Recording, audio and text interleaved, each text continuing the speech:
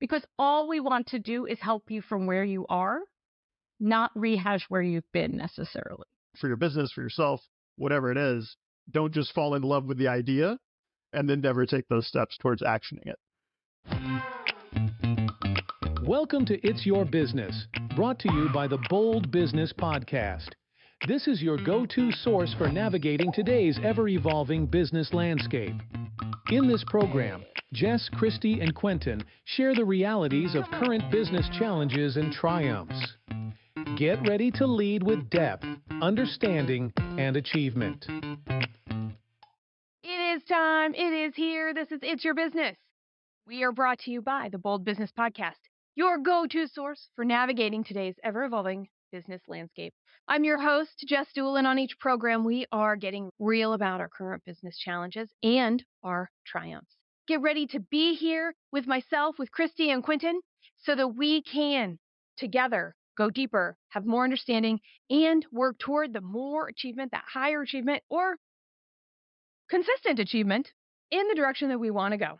All right, let's take a moment now just to introduce ourselves before we get into the real of the real here. Christy, how about if you start?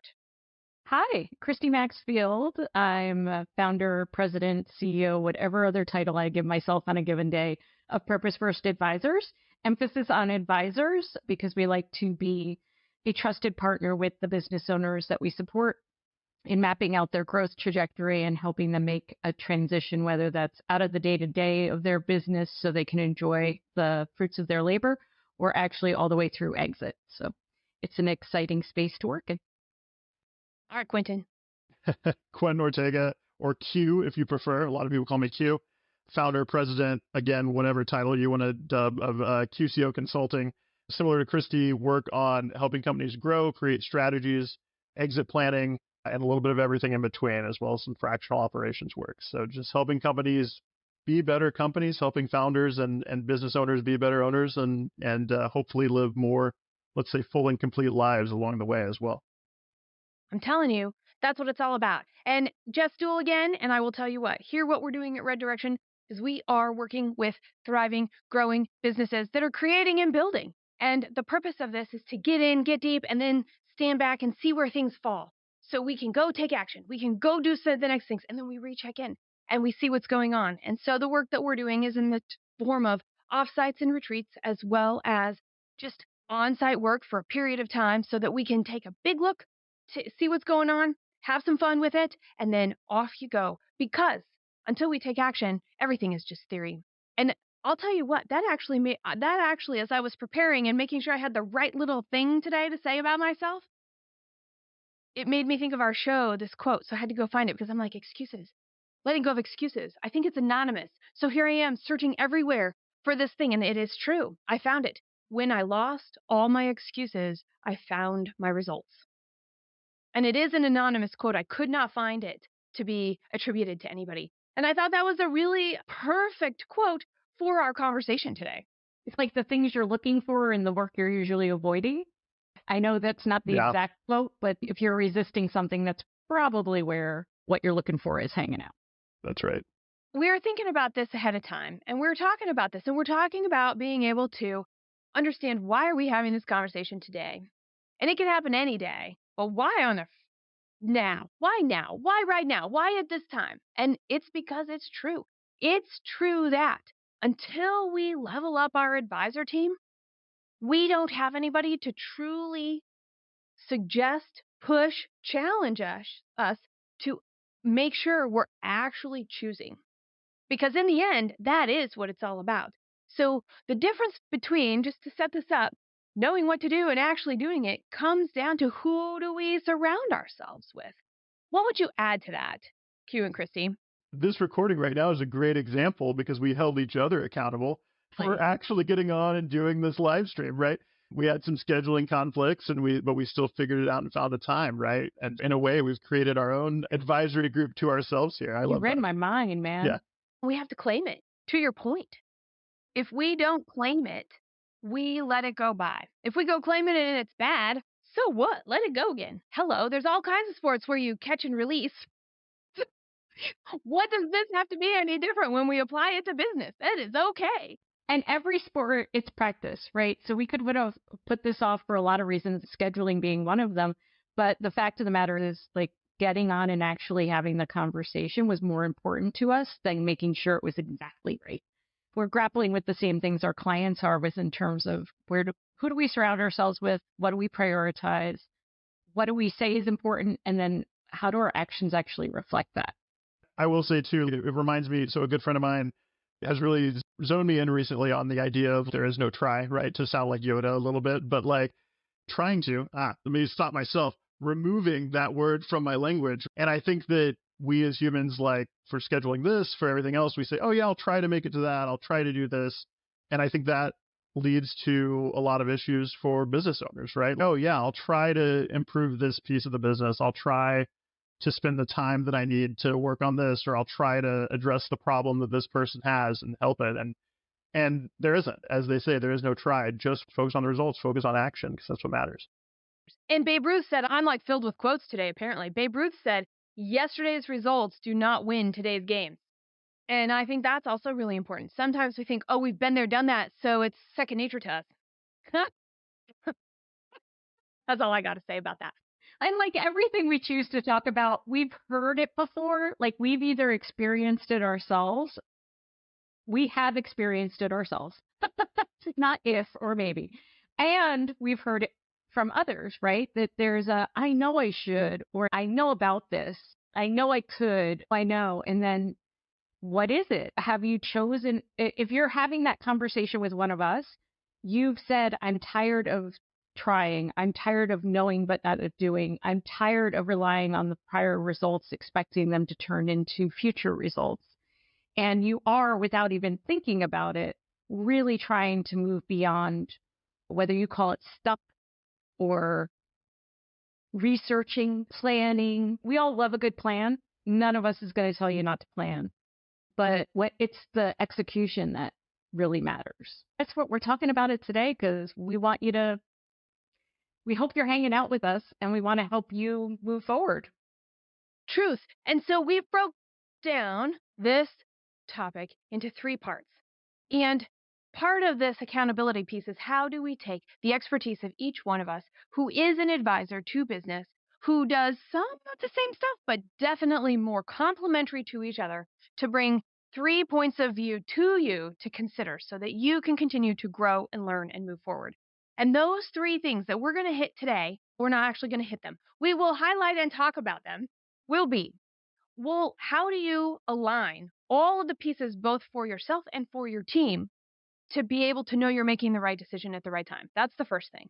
The second thing we're going to talk about is information overload, shifting how you learn to alleviate the fears that we all face. And the third thing will be how to be accountable. And I'm going to try this accountability buddy as well as advisory. I just had to slow it down. Accountability buddy as well as advisory to help you do this, to be on your journey right exactly where you are.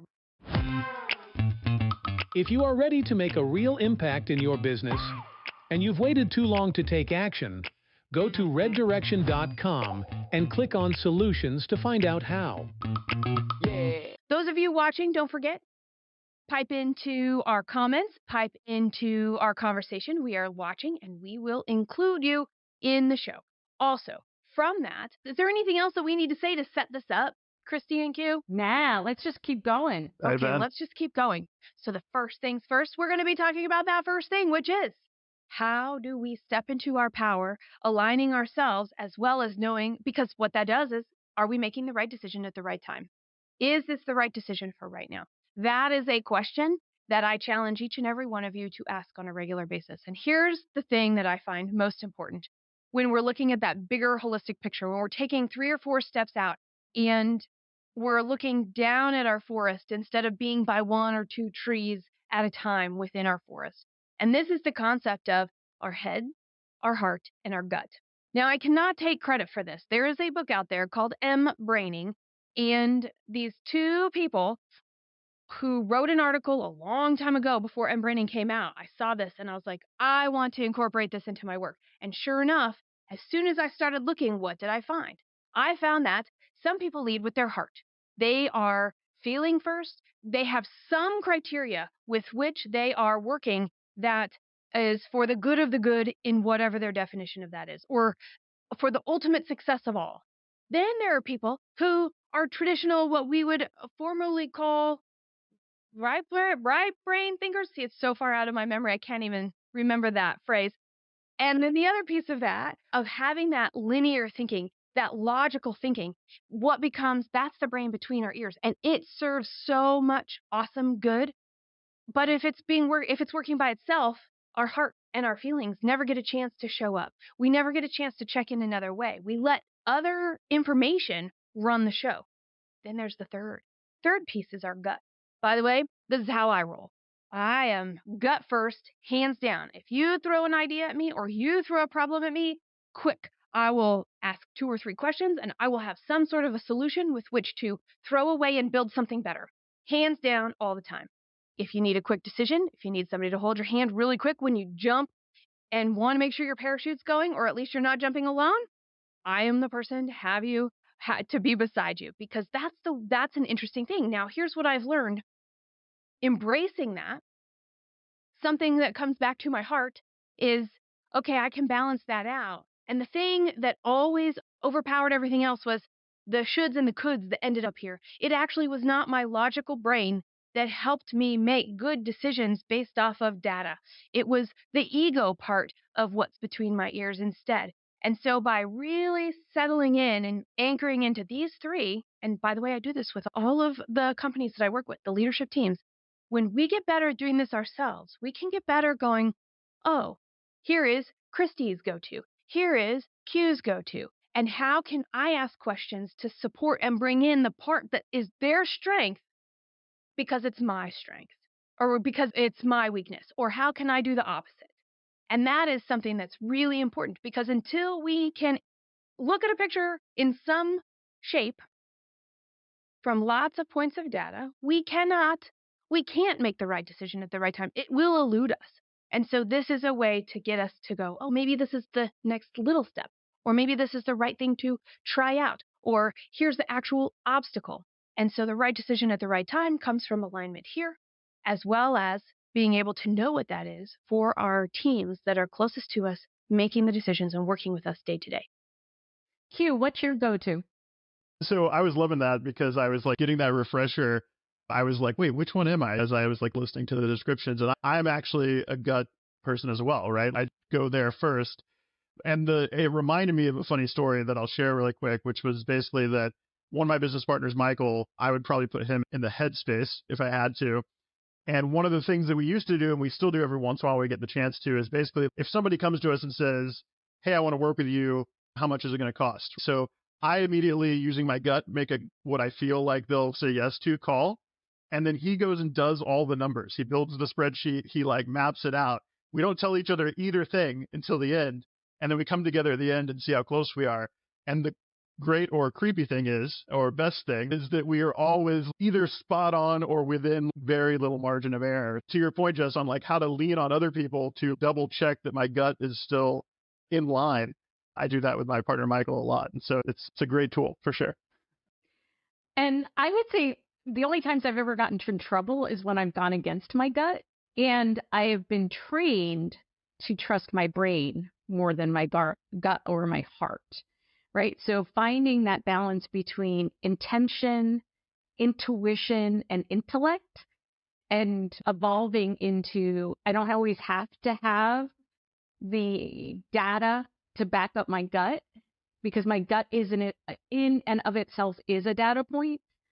But I'll say that and say most of the business owners I work with are doing gut leadership without having a Michael. And so I am the Michael to most of my clients, because they'll text and call and email and say, so-and-so called, they want to do XYZ. I know we were talking about pricing. What do you think about this price? And it's just a number. And then I take out the spreadsheet that we've been working on and I do all the inputs and I go, this is the number I came up with using all the things you told me we needed to put into the mix to make sure we were pricing appropriately and profitably. And so I think that tendency among the clients I work with to rely solely on their gut as they grow needs to then be complemented by more of that head piece. But they all have to be in alignment. If the head is saying do X, but the gut is saying do Y, I'm probably still going to tell you to do what your gut says. I believe you're onto something, Christy, especially because people who say, I don't like corporate and I'm going to go start my own business are not going to use their head primarily.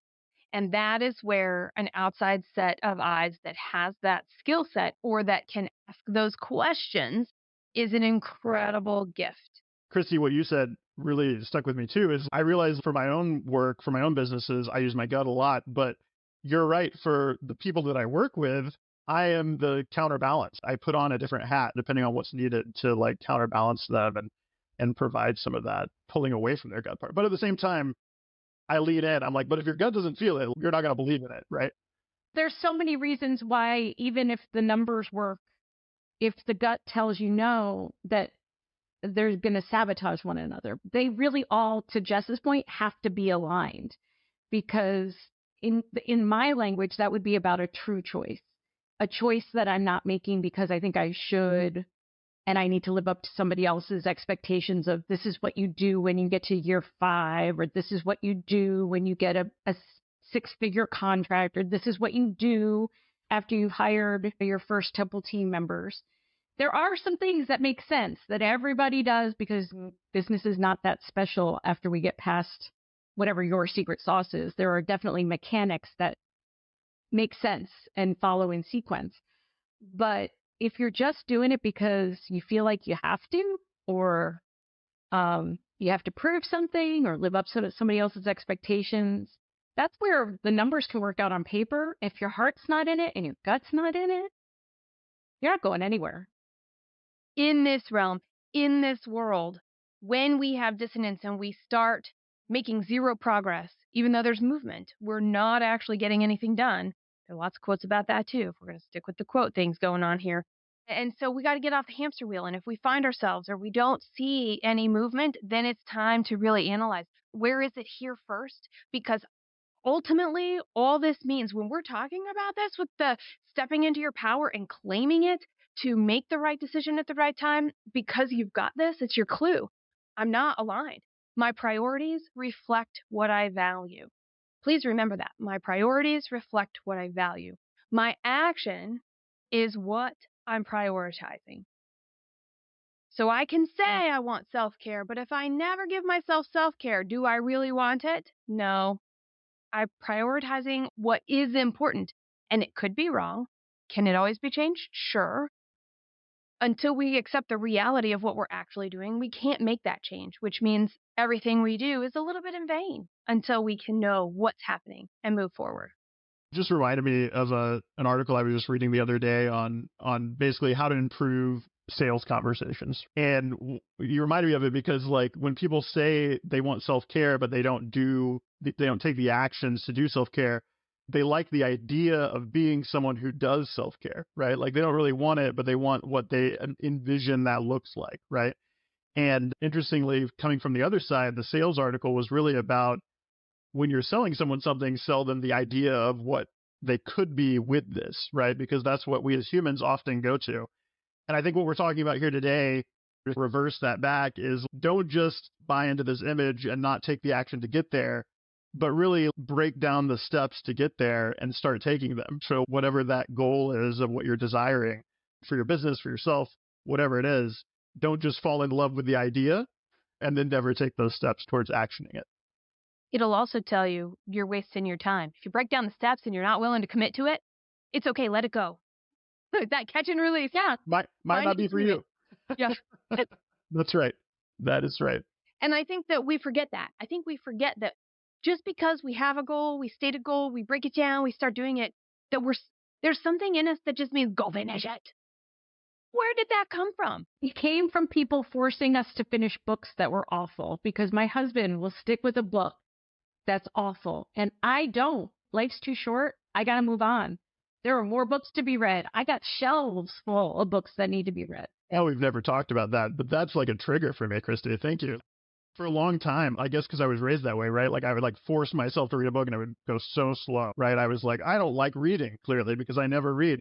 No, it was just because I was making myself finish the books I didn't like and I needed to just give up on them. But it took a while to give myself permission. And I just actually, in a fiction book I was reading, read ahead because I was like, this is very interesting, but I really want to know how this resolves. I'm not that enlightened yet. I'm trying to get there. Part of it, if we put the analogy to our business, we want to be able to skim ahead and say, okay, if I spend all this time doing X, will I actually get that payoff? Will I know who done it by the end? And I think that's also where we get ourselves stuck because we want the read ahead. We want to find some way to see the future. And the God's honest truth is we can't. So we have to be able to measure these smaller increments of, am I getting closer to the end result I think I want? Have I ever shared with the two of you how I read books? No. Especially nonfiction books? No. Okay. Yeah, okay. Lay it on us. Fantastic book. Let me see if I have one right here. No. I'm excited. I'm learning to read. See, this is great. This might have been before. I might have been, no, Outliers is before that. Okay. What I do, maybe Blue Ocean has it. First I put in who recommended it to me. Oh, okay. Smart. So I know. And what I didn't know is the year on this one. Okay. So that's an interesting one. And then this one was when I just started doing it. So I was incomplete because there's no other notes in here. What I do then is I read the table of contents and I'm like, okay, cool. I think I have something to learn here. Then you know what I do? I read the foreword because the foreword is going to sell me on why I should read this book and am I the right person to read this book and is it going to have information that's useful to me right now? Then I write down the big idea in the front. Then I go to the last chapter or the afterword and I read that because I want to find out if the afterword matches the foreword and I am the person who said, and these are the things that I learned because I got there. And if there was a difference or I don't like it by the end, I'm like, cool, I might read 3 chapters of this book. And I now have permission to get the piece I need to have because I have the shape. And I can decide what of this shape is going to help me in this puzzle that I'm building someplace else. And of course, I write all over my books and I do all of that other stuff too. But this actual concept of what's that big idea?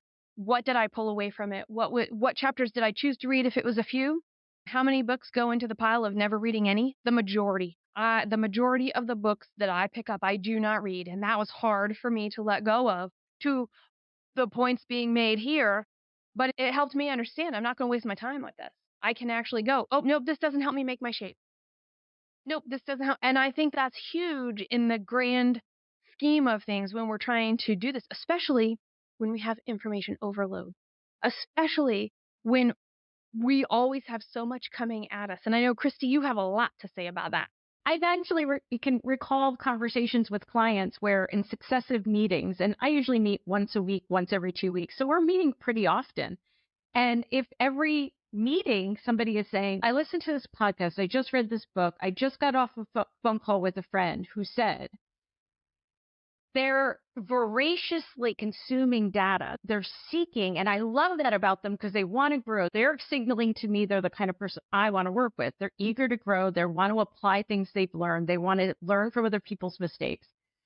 But they also tend to get so confused, not overwhelmed. I think it's actually confusion rather than overwhelm, because now I've got very similar things, but this guy does it this way, and this person does it that way, and this woman does it this way, and this group of people does it that way. Again, we're always trying to read a little bit further ahead and find out, if I do this, will I get the results I want? And I actually just say to them, please stop reading. Please stop consuming podcasts. These are the things you've told me you care about. Let's stay really focused on those for a little while. You don't need the distraction of more input. You actually need some space in your head and in your heart and in your gut to assimilate some of these things you want to do. It's also a self-soothing activity because it feels very much like doing, but it's not actually doing. And then I recently came across this idea of just-in-case learning versus just-in-time learning. And the idea, this is not my idea. I'm not sure who gets credit for phrasing it this way. I've only seen it in a few different references, but I won't tell. I think you should keep it. It's okay, yours. Cool. Wonderful. Done. I agree. School teaches us just-in-case learning. We learn a little bit about these subjects, a little bit about these subjects, particularly K through 12, right? Very rarely are we diving deep into one subject area because then we know that's our calling. We're learning lots of things just in case. But as business owners, we actually need to focus on what do I need to learn to be able to take action just in time.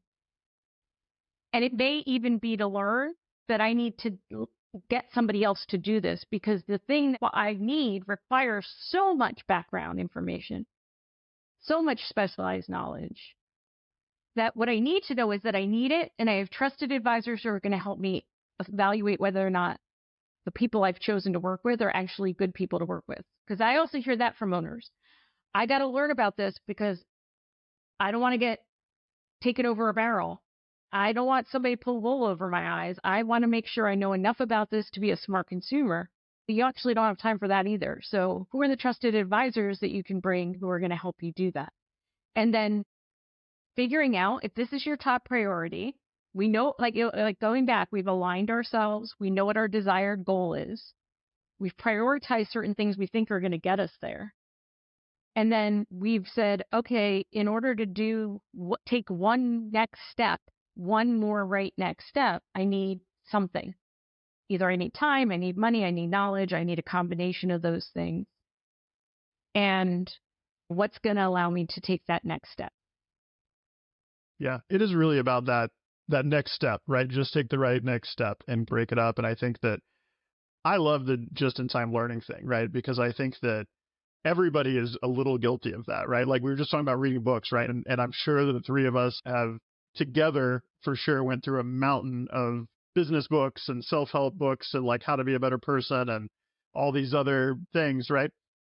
But in some ways, I feel like when people are doing that, when we encounter those owners who are just taking as much information as possible, more so than helping themselves, they're actually like creating choice overload. They're putting themselves in a situation where if 30 people tell you to get to destination X in 30 different ways, now all of a sudden you don't take any action because you're afraid of which one is right. And you start being worried about those pieces.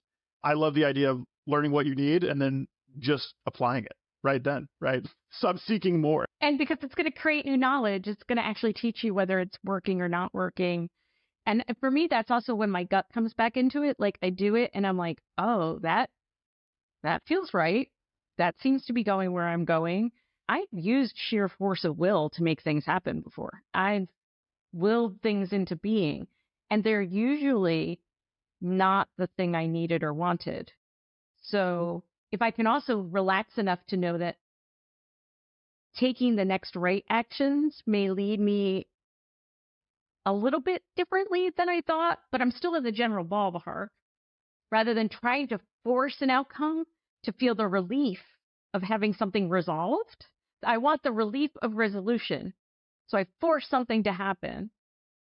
And that's not actually what's in my best interest either.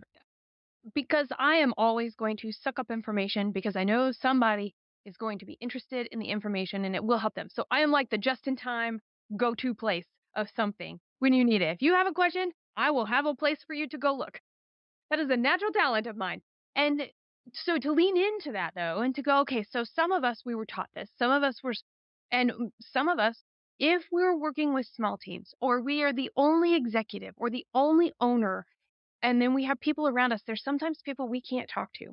And so what do? We gather as much information as we can. And now we're out of our practice of if we're only strong in one of our three areas, head, heart, or gut, then this confusion, I can totally see it ensuing. What can we say no to? So if you must do it that way because you think it's the right path, you know what, to Q's point, know what you need.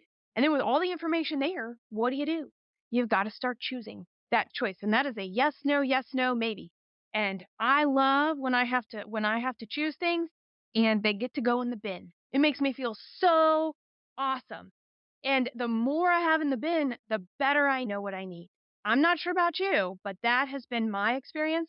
And truly, especially when we're talking with single or duo business owners or founders, and then even if you get up a little bit higher, it becomes a little more complicated. But I will tell you, in general, the more that people say no, the best is what's left to determine that right next step.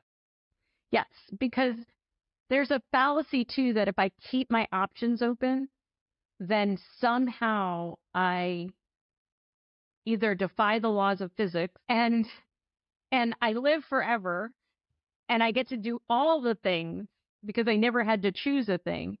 There's a book called 4,000 Weeks, and it basically is a slap in the face of your mortality, right? Snap out of it. You're not going to live forever, right?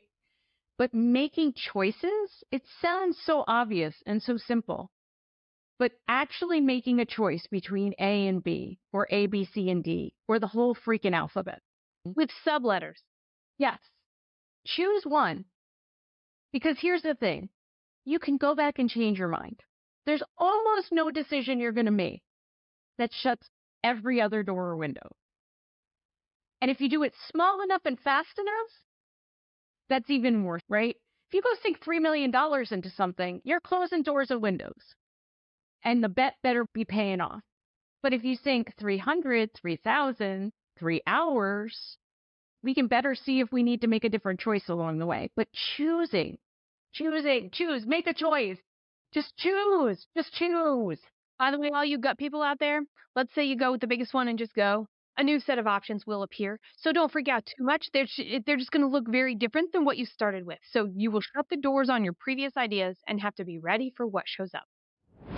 You're listening to the Bold Business Podcast, hosted by Jess Dewell, a nationally recognized strategic growth consultant.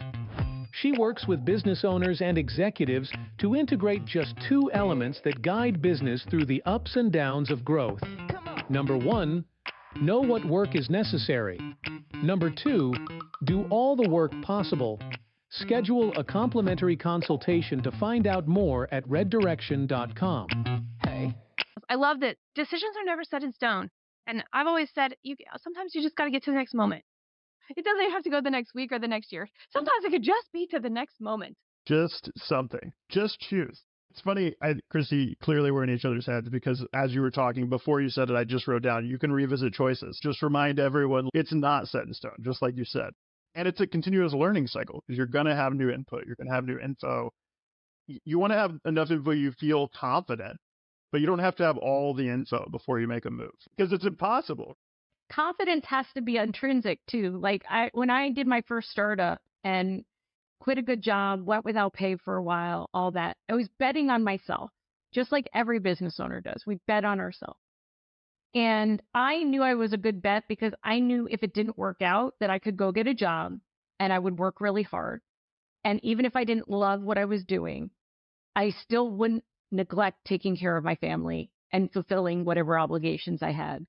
So I could trust that, and I could have confidence that I had enough, and I was in my 30s when I did that, I have enough evidence to say I've never let myself down in a way that I should believe that somehow now suddenly I would become a person who, if this didn't go the way I wanted it to, I couldn't pull myself out.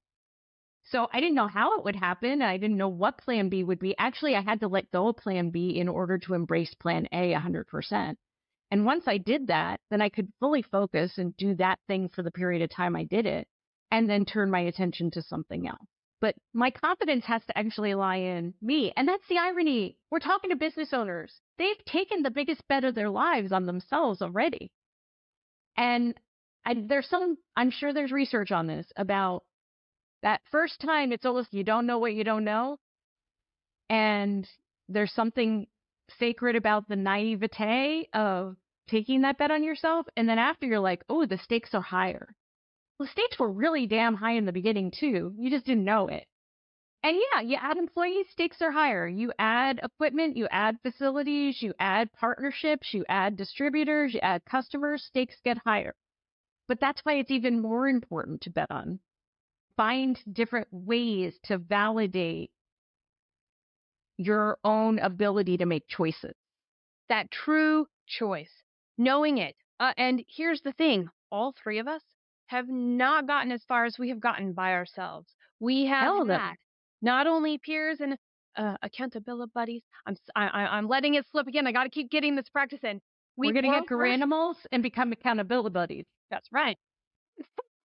And to have that outside that set of eyes. And this sometimes needs to be somebody that has your best interest in mind and will challenge you not only from a place of love and support and kindness and excitement for you, but also because your goals are known and the reality of your goals may not be fully understood. And this is what an outside set of eyes and an advisor is all about. This is also how you alleviate that fear. You get to have the opportunity to shift how you think and learn.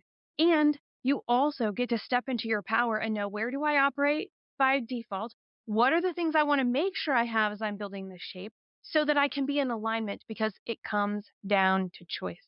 And so before we get into our third part, I want to do a quick interruption here and say, hey, let's introduce ourselves one more time. Great. Go for it. Quentin Ortega, or Q if you prefer, president, founder of QCO Consulting. We help companies plan growth strategies, operational efforts, and some exit planning along the way. And Christy Maxfield, Purpose First Advisors, working with growth-oriented business owners to achieve their growth goals and prepare for whatever's next in their business. And I think, Q, you said this earlier, and that usually comes with some fractional operational stuff, being that partner, being that advisor who can really dig in and help you understand your business and make decisions. And I'm Jess Dewell, managing partner of Red Direction, where we are working on strategic plans and how to implement them and creating that long-term cadence to be looking 5 years ahead, at least, if not more, just to have the path of where we want to go. And of course, break things along the way. How do you say no? How do you say yes? How do you stay excited? All of the things. And I'm honored to also be the host and the producer of the Bold Business Podcast, which is bringing this program, It's Your Business, to you today. Okay, so jumping in, here we go. Okay, Q, take us away. Number 3. What's an accountability buddy? I think everybody that's ever worked with me has heard me say this term, right? It's a term that I lean on and that I often start conversations with when I'm working with clients. And it's really finding your person that'll hold you accountable, right? I love using the term accountability buddy because, one, it's a tongue twister I've taught myself to say really fast. But at the same time, it sticks in people's memory, right? Everybody knows that they need a team member or they need someone to hold them accountable, right? Accountability buddy just sticks as a title. I think I should start making shirts or something, right? Like, I'm an accountability buddy, right? See my merch store after this for those designs. The thing I like to also stress to people is that your accountability buddy or accountability partner, I'm going to say it 30 times here, it often is an advisor, right? It's often one of us, like on this call, who's coming in, they're learning your business, they're spending time with you. And what I tell people is they should treat me, they should treat us as managing members of the team. The great thing that we are is another experienced business advisor voice in the room who can call you out on the hard pieces. They can say the things that you don't want to because you're tied to it, right? Because your life is tied to this venture. And so having that accountability partner who can come in and ask those tough questions becomes super important. Obviously, I think that advisors like us are a great resource for that. But if you don't want to work with somebody like me, a spouse, a colleague, someone else who's also a business owner who's detached from your business so that they can ask you tough questions, we just have to create that circle of support of people that are going to look to you and say, hey, why haven't you filed your TPS reports this week? And then go from there, right? And when you come back next week and they ask the same question, they're going to push you to have that answer. I think that's super important. Yeah.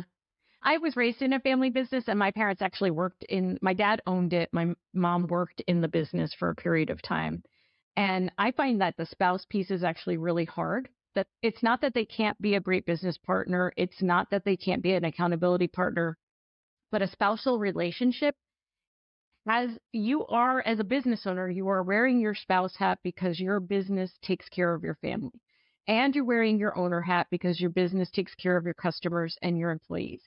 And you're wearing your investor hat because you're putting so much of yourself into this. You're typically investing the most time and money into this and may or may not be thinking about how to turn that into actual cash later on, right?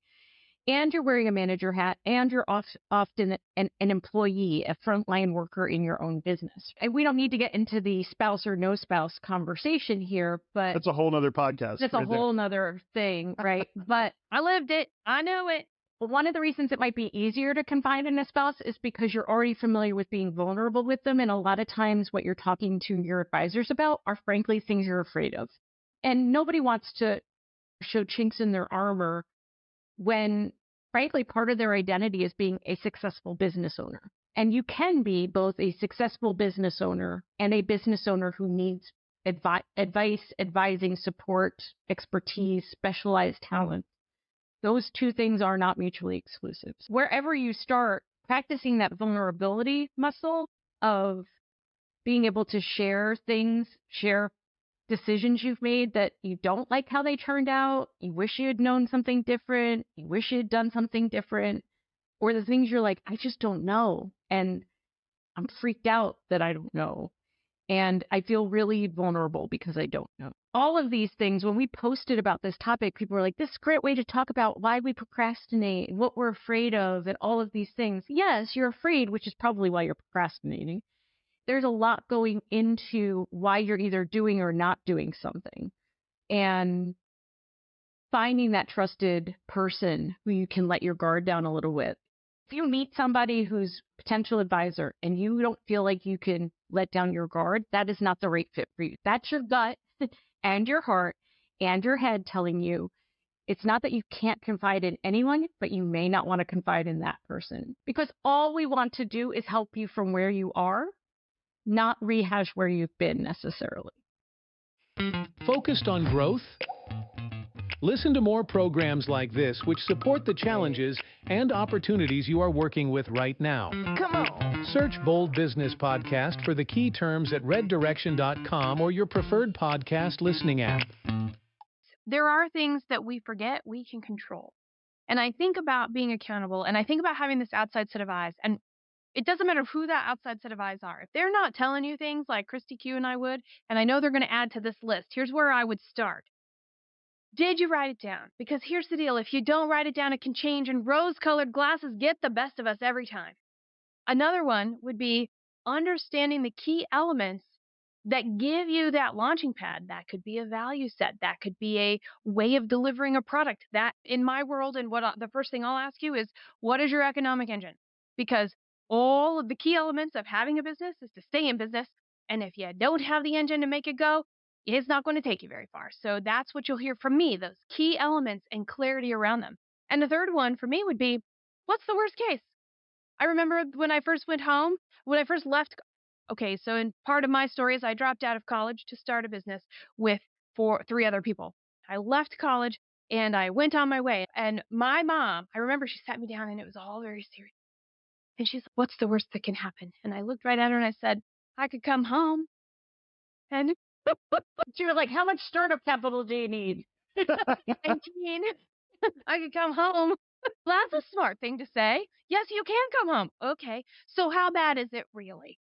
That's the thing. If you know the worst case scenario, it's not something to be afraid of because you've named it, and that's okay. So those are my concepts of, so what can you control? What are some other things that we can control, Christy and Q? I ask you, did you write it down? Did you set a date by which you want to see that happen? This concept of making decisions in the present that impact the future is very hard, right?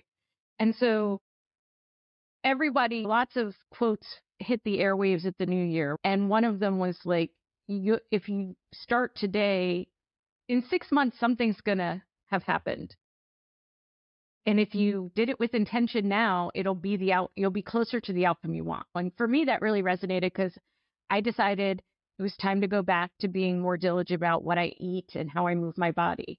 And that was October. And now it's February. It was going to go from October to February, whether I did that or not. And the choice I had to make was, do I make short-term decisions between now and then that get me closer to where I want to be health-wise, or don't I? So I'm like 15 pounds down, and I could have quite easily been 15 pounds up if I hadn't been thoughtful about that. And the same thing with your business. If you say you want to hit a revenue goal, what's the revenue goal? What are the 3 things you're going to do it? When do those things need to happen? Chances are, if we do them, you will achieve that goal or come near it, closer to it. And I'm going to jump in here and say, I heard Christy say 3 things. This is not the task list to execute said thing. This is the 3 things to do. Very different when we're talking about that actionable piece right now. And Q, cut me off and throw in yours because I'll just keep going. 100% all of those things, right? And so I think the only other thing that I would really add is really a throwback to our last podcast that we did, which is like finding your true north and making that reflect what you've decided to do. So everybody, all of us have this like place where we check first, whether it's your calendar or your to-do list or whatever that is, making sure that those tools that you're surrounding yourself with reflect these goals that you've set. I think that just knowing that and then revisiting it over time. And I think the other thing I'll say is stepping back a little bit to the who's your advising team, who are your people. Also, if you don't know who that person is, like look around you and find the people around you who you are like, man, I wish I could do what they're doing. Like when you see them and you're like, I don't know how they have enough time in their day to do all those things. Those are the people to go ask and be like, be my accountability partner, be my accountability buddy, or at least learn how they're doing it, right? Because guaranteed, all of these top performers, all these people that you look up to, that you aspire to be, whether that's business or sports or whatever it may be, they have a team, right? They have advisors, they have accountability partners themselves. And so I think that it's important to like remember that everybody has this. Nobody is a solo actor out there. All these people who are performing are surrounding themselves with those accountability partners. And so look for the ones around you who you say, wow, you're doing this so well. And then remember that they're not just doing it on their own, and that ask them how they're doing it with the help of accountability. And if they are saying they're doing it all by themselves, they're probably also not achieving quite as much as they purport to be achieving. I think that's when Q and I talk to people about getting ready to sell your business, we ask them to look at their business through the lens of the buyer and then say, what's the proof you have of that? Have you reduced owner dependence? Do you have a diversified customer base? Have you documented all your procedures? Do you have a good team in place? And they're like, yeah, going to give myself the highest marks. I've got all the stars. And then it's okay, prove it to me. Like, it's not that I don't believe you. It's just, especially if we're going to do a business transaction, if that's how confident you feel, then I would expect that there would be artifacts that would substantiate that, right? So show me the money. Show me the money. And in the same thing is look for those proof points of the people around you of what are they saying? Who are they saying they work with? How did they say they learned? What are they trying to give back given what they've learned? And it's great. Also, I feel like we're in each other's heads because Jess, when you started saying that earlier, I literally wrote down 10 minutes ago, I wrote down, what's the worst outcome? And then you were like, what's the worst outcome? I'm like, this is perfect. So we're all in step. Like all of us have seen this from different angles. I talk with my, clients about that all the time. I'm like, if you make this decision, what really is the worst outcome? And I think that part of helping them see that it's not that bad in almost all cases. And then two, saying, even if you make a decision to go down this path, you're not deciding to just go from A to Z, right? There's the whole alphabet in between those two. If you're going to go down path A, next step is B. It's not just right to Z. So breaking these things up into those small, consistent chunks, I'm hoping that Jess has a quote here because she's been the quote person. Oh, I can get one. Hang on. Keep talking. For this of like, how do you bring, take small, consistent steps, right, towards actually implementing this? Change doesn't happen overnight. It never happens as fast as we as business owners want it to. We always want it to be faster. And so celebrate those steps along the way, but break it down. And I would say also go by Jess's quote a day calendar where she talks about all these things. That'll also be in the merch store afterward. Yeah, also in the merch store afterwards. I was going to say, it sounds like this is coming. Okay, this is a variation of it. Success is only achieved by those who don't know that failure is inevitable. Okay. Then there's another one. You could go all the way back to Stoics. The secret of change is to focus all your energy, not on fighting the old, but in building the new. That's Socrates. And then, of course, I can't leave out somebody like Guy Kawasaki, who said, ideas are easy. Implementation is hard. That's right. Yeah, ideas are a dime a dozen. Q and I have worked with people where we've said, listen, we've actually literally heard the same idea before.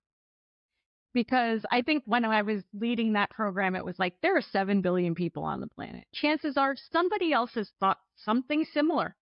Yes. Yeah. Yeah. If I have one more person pitch me a replacement for business cards that's digital, that was the one that Christy and I always got. I would be like, so always. LinkedIn, got it. Cool. Everybody check it out. We're sharing our biggest takeaways, but let's call it out. What are our biggest takeaways, Christy and Q? Find your accountability partner, your accountability buddy. Break down the changes that you want to do into smaller steps and celebrate those along the way.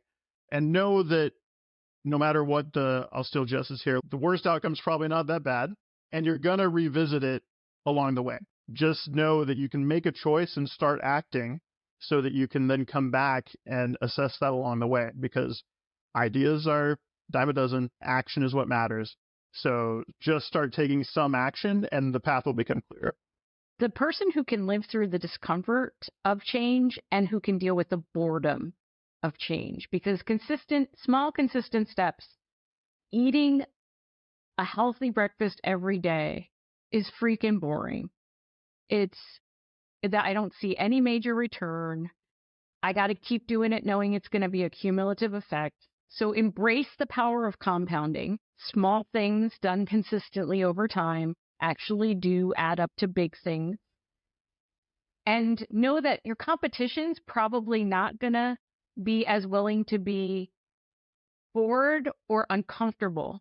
And if you can live with some boredom and some discomfort and keep doing the thing that really we do know works, whatever that may be, I think you end up getting way farther ahead than you think, right? So it's turning whatever's in your head into action, however small, however seemingly inconsequential, really is going to get you way farther than you imagine. And then acknowledge whatever fear you're feeling. It's not that we don't feel fear. I think we've gotten really good at being aware of what's going on, because I like to do. Doing actually alleviates my anxiety. If I just had to sit with the idea of all the things I could be doing, I would need more medication. So then the question becomes, am I doing something that actually takes me closer to where I want to be, or am I simply doing in an effort to try and diffuse some of this anxious energy that I have? And if I can actually choose to do something that's putting me closer to where I want to be, I can achieve both outcomes. I can take the action, which is frankly just to get the anxiety levels to go down. And it can be an action that is aligned to where I want to go, and therefore a quote unquote good use of my time. Figure out what that fear is, figure out what you do when you feel it, and then either how do you lean into that behavior to get a better outcome, or how do you stop and interrupt that behavior to get a better outcome. And I would say our conversation revolves around an inside game and an outside game. I came back to the head, heart, gut. It's something that we can all tap into and go, oh, how am I showing up here? Am I in my own way because I'm using my head too much? Because I'm using my heart too much? And I've got to let a few things go. Am I not able to make a decision because I have so many ideas, there's just spaghetti on the wall, and some of it's sticking and some of it's not. When we can find out where we're at, then we know, inside or outside. Okay, is the holdback, is the staleness or the stagnation coming from inside, or is that because I'm not in alignment with my Christy and my Q and because we're all reacting from the same place instead of bringing our strengths and what we know of in each of those areas. And that's, I think, a huge piece, because when we know our go-to action, we can move mountains. We can move mountains by sheer will, as Christy was talking about that. When we know what we can control, we can go back to that, and it makes our yeses and nos a little easier for the first of us, which means we have less choice all the way around. So I think that's my biggest takeaway. From those, are there any final thoughts before we close out today? Yeah, just recognizing along the way what your triggers are, what your fears are, like Christy was saying, and finding some partners to help you along the way. One of the things we haven't touched on, maybe it's a part two, is there are actually consequences to not moving beyond the knowing-doing gap. And it all depends on what you're trying to achieve, how big that gap is. But as business owners, we have a lot of people counting on us to make decisions and take action, and to tell us what their vision is so that we can take action. When you put together a team, their entire purpose is to take action on behalf of you achieving the vision for your business.